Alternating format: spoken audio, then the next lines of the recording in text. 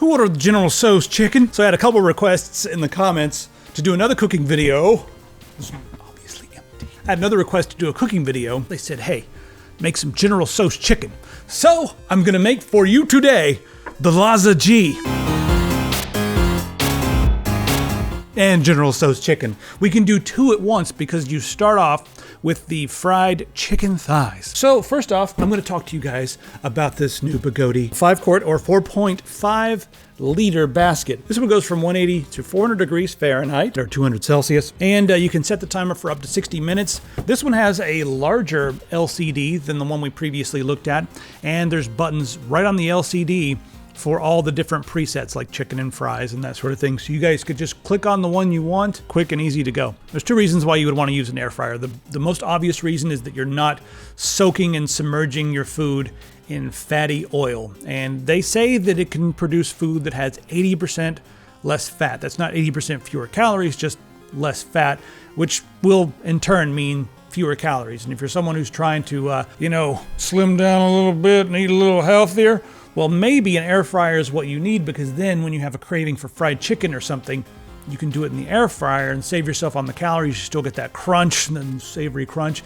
And what's interesting about the air fryer is I thought it was going to dry the food out, and it actually doesn't. The food is still juicy and succulent on the inside, just like me.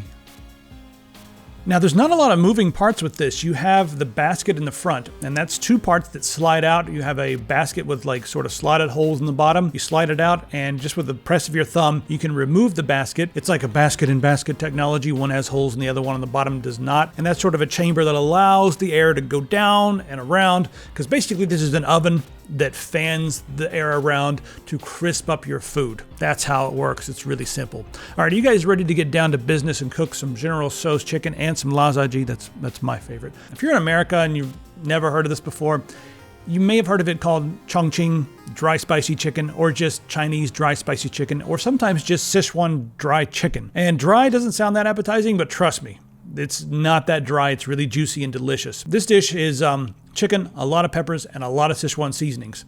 General Tso's, well, that's sort of a tangy, spicy American take. I believe it actually came from Taiwan, from a general station there making food for the Americans fighting during World War II.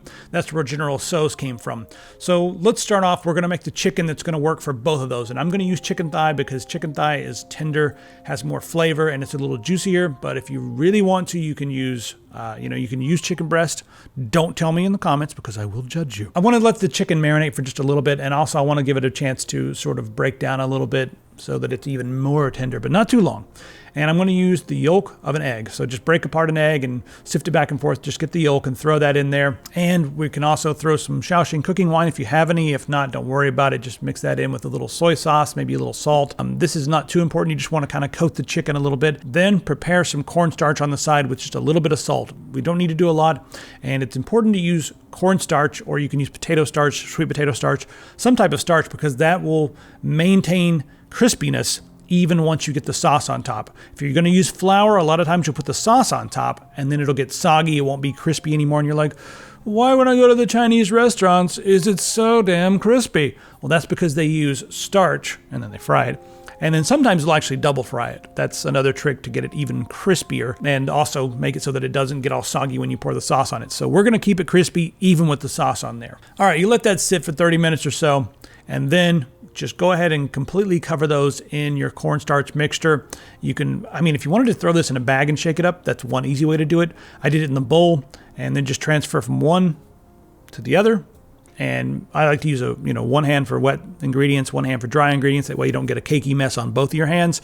But somehow I always end up just messing up and getting a cakey mess all over everything. Next up, we get that covered. I like to let it sit for just a second to make sure it's all on there and it's soaked up a lot of the moisture so that it's made a nice coating. Go ahead and pull out the air fryer basket, put that in there, and then just give it a light spray with some oil. I usually like to use like a very...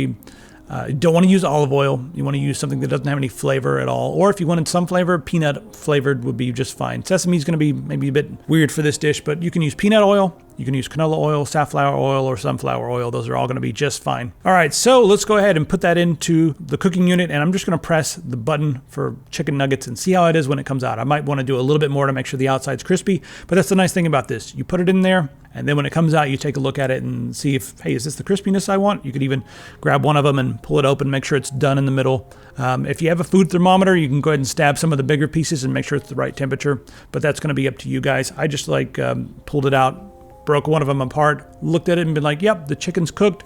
The outside breading is as crispy as I want it to be. And now we're done. So in the meantime, it's time to make some sauce. You're going to need to do that on the stove. Now the sauce is relatively simple, and get this, guys, it's up to you.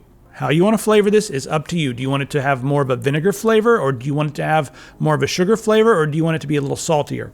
Now the primary ingredients are going to be some sort of Chinese vinegar and sugar. White sugar works just fine. If you want it to have a darker flavor, use brown sugar.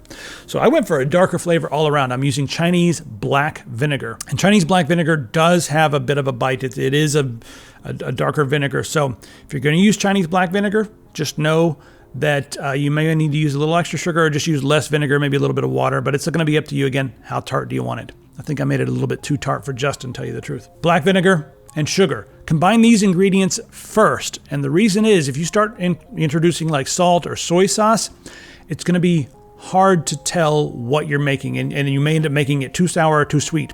The sour and sweetness, if you get that balance down first and then add your salt, you're all good. I messed up and put the salt in first, so ignore what I was doing. And then after that, add soy sauce. And here's the thing. I didn't actually measure this, and I don't think you should either. I think you should have a little spoon, take a little bit, wait till it cools, don't burn your tongue or anything like that, and then give it a taste. And then take a little bit and give it a taste as you're adding your ingredients until it gets to be the sauce that you want. And this is a sugary sauce. So while you're saving calories from doing the air fryer, this is American-style Chinese food. It's not the healthiest thing in the world, but it is delicious. And it's going to be a better way to eat it than doing it, going to a restaurant and getting it deep fried and adding sugar. This is going to be a better way to do it. All right, so now that your sauce is done, it's time to go ahead and get your other ingredients. So, once the sauce is finished and everything like that, you're going to want to put a slurry of cornstarch in there. And we're talking like a teaspoon or a half teaspoon of cornstarch in a few ounces of water in a cup, and just stir it up. If you put the cornstarch right into the sauce, it's going to be lumpy and clumpy. And what this does is, if you like that thickening that you get when you go to Chinese restaurants, this is how they do that. I got a flat bottom wok. I usually at home use a round bottom wok. It's a little better for this kind of thing, but since we're only using a hot plate here, I'm using a flat bottom wok. And if you don't have any of that, you can use a cast iron skillet or just a frying pan or whatever.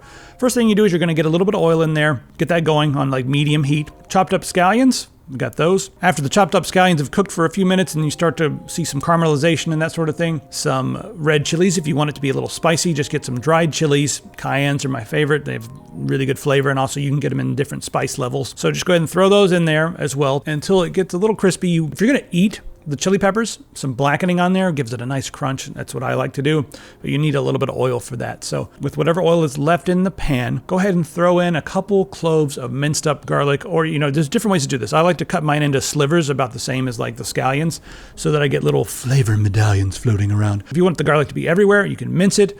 Or if you're, like when I was in China, we went to a lot of different places that just would take 10 cloves of garlic and throw them in there. You can do that. Just make sure you cook them a little longer. If you like a lot of garlic flavor, throw the cloves in there. That way you'll have big bites of garlic, but that has to cook a little bit longer so that it gets soft all the way throughout. Then you throw in your chicken, flip that around just a few seconds, let it get coated and everything. So get your slurry ready by combining the cornstarch and water, stir that around, and then pour that into your sauce and stir it up while it's still warm.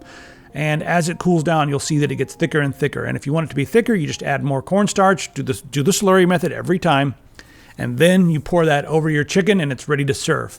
Now, we did this with broccoli. And I wanted to try the broccoli in the air fryer to see how that went. So throw the broccoli in there. I want it to be a little bit al dente. But one of the cool things about the air fryer is after about 6 minutes on around 380 or so, we had nice crispy bits on the outside that were delicious. But it was still al dente and crunchy. If you wanted it to be less al dente and softer and that sort of thing, also it'll be crunchier on the outside, you can just do it for a couple extra minutes. And this goes really well with the General Tso's chicken. So there you have it. Broccoli and General Tso's chicken is delicious. Also, if you don't want to use the black vinegar, I forgot to mention, you can use like a rice vinegar or any kind of a Chinese vinegar. It's up to you guys. Make your own version of General Tso's. Now, you can take the same recipe principle if you wanted to make like orange chicken or something, and you can just replace some of the other ingredients like the vinegar and stuff with orange juice. Or if you wanted to get some like orange rind and stuff in there and throw it in there, you can do that and make orange chicken. So very similar, just you still need a little vinegar, still need some orange juice, and then the sugar is key. A little soy sauce and you're good to go. All right, now Laziji. This is my dish. I love this stuff. So in order to do this, there's a few more ingredients that go into this. I like to use white pepper and Sichuan peppercorns, and I toast these first. Now, Sichuan peppercorns are not a peppercorn. They're something in the citrus family that grows on a tree there, and they have a numbing sensation when you eat them. They kind of like, they're not spicy. They just kind of give your tongue this weird numminess. Some people say they taste a little bit like soap. I don't get that, but I've heard that from a few people. Anyway, you want to toast these in a frying pan, just no oil or anything, just a dry frying pan. Toast them and throw some white peppercorns in there, and you can move them around a little bit. You'll know they're finished when you start to see little oil spots. The Sichuan peppercorns start to release their oils and their fragrances, and then you'll smell it. If you see a little bit of smoke come up, that's okay. Just look in the pan to see if there's some little oil smudges around while you're moving the pan around. And then it's time to take those out and use a mortar and pestle and crush them into a powder. If you don't have one, you can do what we did here at the office and just use a food processor or something, or you can even mash them up with the back of a knife. Just crush them down and crush the white pepper down. White pepper has a stronger flavor than regular pepper, and Sichuan peppercorns have a pretty strong flavor too. So if you're not used to these flavors, use only a little bit to start, and then once you get crazy, you can use a lot of them. So let's go ahead and get our pan going again, our wok, and put a little bit of oil in there, a little bit more oil this time, because we're gonna have to incorporate all these ingredients and have them on the chicken. And we're not gonna use any sauce, so we need a little bit more oil in the pan this time. Throw in your scallions, and I've got the same kind of garlic, but I'm gonna hold that until right before I put in the rest of the ingredients. And then the key ingredient with Laziji is peppers. You want lots and lots of peppers. They're gonna flavor the oil, they're gonna flavor the dish. So throw in as many handfuls of peppers as you can handle. I like a lot of these things, and I like to get them in the oil so they crunch up because I eat them. They're delicious. If you want it to be spicier, the trick is to infuse the oil first with these peppers. I'm not doing it that way because I want to be able to share this with other people. And then you can take the peppers out after you've cooked them for like a minute, put them into a mortar and pestle, smash them just a few times, then throw it back in, and that's going to release that heat all over the place. So if you're crazy about spice, and that's how I do it at home, you guys can do this too. And the garlic, and I like to use a lot of garlic, slicing it up into small pieces. And I chop up the green part of the scallions into bigger pieces because that's going to go in there and be some of our veggies. Then you throw in your chicken, and then you start adding the dry ingredients. Throw the Sichuan peppercorns in there, throw the white pepper in there, all that powdered up that you made, and that's going to start coating and making it have that nice dry, crispy flavor. If you wanted to, you could add in some more chili flakes, which I do. I add a handful of chili flakes, throw them in there. If you want, this dish is just about going crazy. If you guys want more spice, well, get yourself some chili powder. Get yourself some habanero powder. Get yourself some ghost pepper powder. Make this as spicy as you can handle it.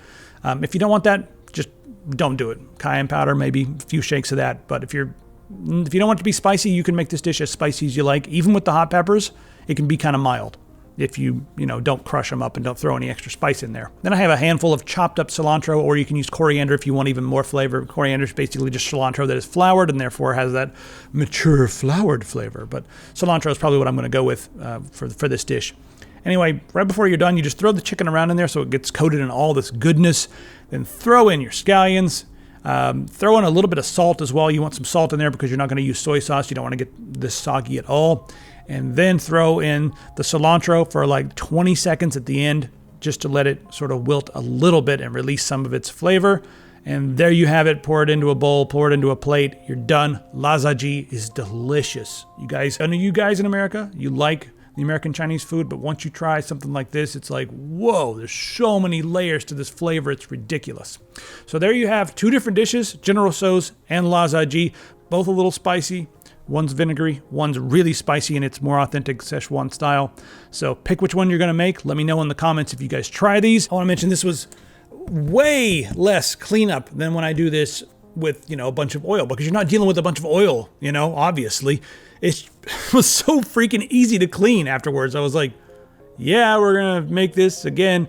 And one other thing that's nice is you do have some of the oil flavor on the chicken from, throwing it around in the wok with the oil and all the ingredients. So you do get the benefit of having some of that flavor while not fully submerging and soaking your chicken in the oil. So it's going to be lower calorie, lower fat, but also really flavorful. And with a dish like this with so many different flavors going on, there is a difference in flavor between, deep fried and air fryer. But with a dish like this, it's not as apparent. It's all, it's all these flavors incorporate and they sort of just make it taste really good. So let me know what you guys think in the comments. And let me know if you guys are going to grab one of these Bagotte fryers. Also, Bagotte gave us a coupon code for you guys to use. It'll save you 10%, plus there's a way to save $10. And all that information is in the top of the description. 10% plus some money off, so you're going to get more than 10% off in total, and all that's going to be on Amazon. You guys can use your Prime or whatever.